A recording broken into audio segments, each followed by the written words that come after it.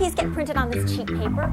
You knew I wanted it done on this heavyweight glossy stuff. I even gave you a sample of it. You gave me several samples, Kelly. About one a day for a week, as I recall. But the last one was the one I wanted. That's not too hard to figure out, is it? This report goes out to all our customers. It needs to look impressive, not like something that just came off the copy machine. It's not my job to read your artistic mind, Kelly. I know you think it's boring, but my job is to see that we stay in budget and meet a deadline. And I can't go around changing specifications every time you change your mind. I didn't change my mind. This one was always the one I wanted. I give up. I realized that there was a problem between these two, but I figured that it was basically a personality conflict. I couldn't change their personalities, and I didn't want to get in the middle of an argument. I hoped if I stayed out of it, they'd work it out between themselves. What's going on, Paul? I told the printer to staple this report in the center, and this is what I got back. So why are you asking me? Because when I talked to the printer, he said that someone named Paul called and told him to print it this way. I assume it was you. Oh, yeah. I remember now.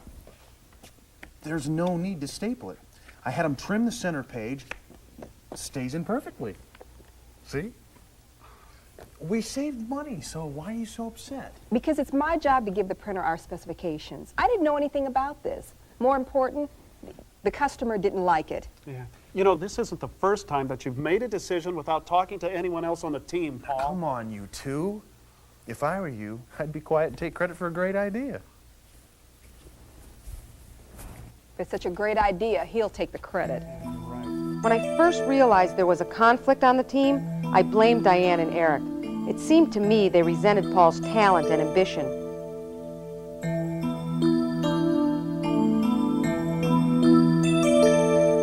You know, John, it wasn't until I faced the conflict and dealt with it that I found out what was really going on.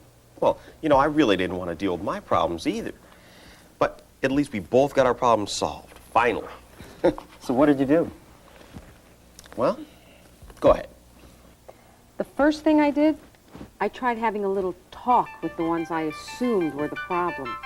I explained to Diane and Eric that I felt the reactions to Paul were having a negative effect on the team. You know, both of your efforts are critical to the success of this team. Now, Paul is willing to work extra hard, and he has some very creative ideas. But he needs your help so this team continues working together, okay? Sure. Yeah. Good. Now, you need to communicate with him and keep this a cooperative effort. Do we all agree on that? I don't have a problem Hey, working I'm with all Paul. for a team effort, sure. Well, good. I'll count on that. Okay. I thank you both. Once again, Paul is the hero and we look bad. He's slick. She just doesn't see it. Boy, I wish I had the guts to tell her what he's really like. I realized at that point maybe I didn't know what was going on. So come on, I know you did something. How did you resolve it? Well, the first thing we did was get together with our human resource person. She gave us some really good information on solving conflicts. Well, I'm glad that you two asked me to come talk to you today about this problem, and I want you to know that every manager, supervisor, team leader has this problem at one time or another. The fact that you did ask me to come today makes me think you've already made the first important decision, and that is you have to take responsibility for resolving conflict.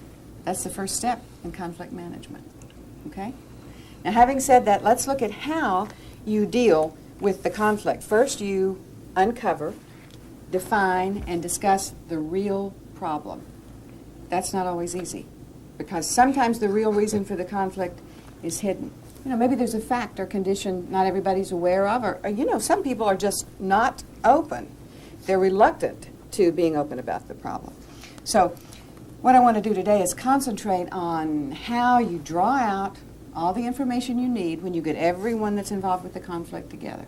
That's where we're going to start. Excuse me. Sure. Are you saying we always have to bring everyone together? Because John has a problem with that. That was a very real problem for me.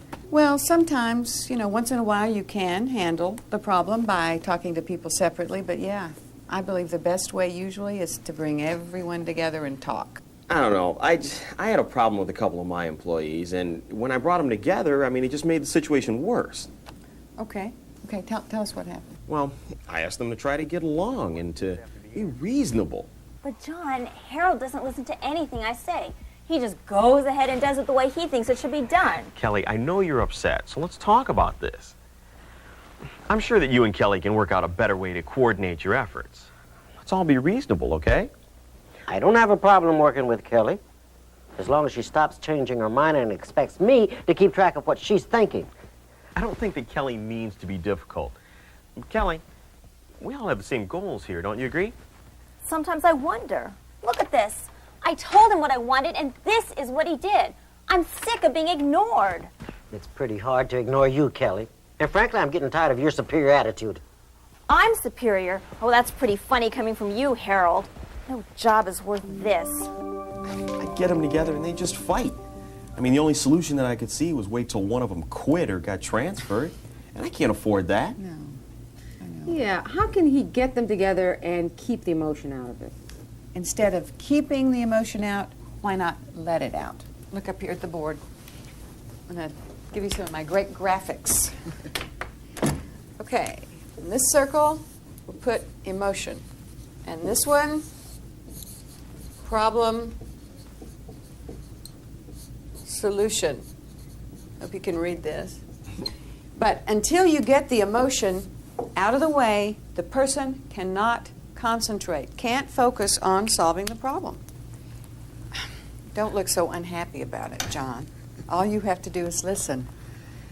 It's just that people can say some pretty nasty things if you let them just rattle on. And what then? Right. What then? Let me give you some ground rules that can help you keep your meeting controlled and productive. I think you might want to jot them down. Number 1, everyone agrees to be open and honest. Number 2, everyone will feel they have had their say and been heard. That's very important. Number 3, everyone listens to each other without argument or reaction and has a positive attitude. And then the fourth one, the last one, the opinions and feelings must be supported by facts and specific behavior. It's a good idea to state these rules right up front and get everyone's agreement. But now, what if they just ignore the rules and just keep on arguing? Well, you repeat them. You just make sure they listen to each other. So I tried her suggestion when I got them together the next day. The first thing I did was to give them the ground rules. I think we all realize that there's a problem here that needs to be resolved. Now, let me first say that we're not here today to find fault. We're here instead to find the cause of the problem and to get it out in the open so that we can deal with it. Now, if we're going to do that, we're going to have to be completely open and honest with each other, okay? I give you my word that no one will leave here feeling as though they didn't have their say and have been heard. Everyone's viewpoint will be listened to and respected as their opinion. Now, if you express an opinion or a feeling, I want you to be able to back that up with a specific fact or an example of behavior. And I want us to keep a positive attitude. And those are the ground rules. Do we agree on that? Harold? Okay. Kelly? That seemed to work for about 5 minutes, and then they were at it again. Harold says I didn't tell him which paper sample was the one I wanted. Well, the last one I gave him was obviously the one he should have specified to the printer. Well, it wasn't obvious to me. It was totally confusing. So I told him the ground rules again. But remember, we agreed to listen to each other without arguing and to keep a positive attitude. Now, you're going to have a chance to tell your side, and then we'll expect Kelly to listen to you without interrupting, okay? Kelly? Okay. I finally got Harold to keep quiet and listen, but when it was his turn to speak, I had a new problem. Kelly says that she gave all these specifications for the cover. But actually, she rattled off so many ideas that day. She can say that I don't listen, but I tried to do it the way I understood her. No matter what you say, Kelly, I did try to do it right. I didn't say a word. But her reactions did. But Kelly, reactions can be an interruption too, whether you say anything or not. And remember, we agreed not to interrupt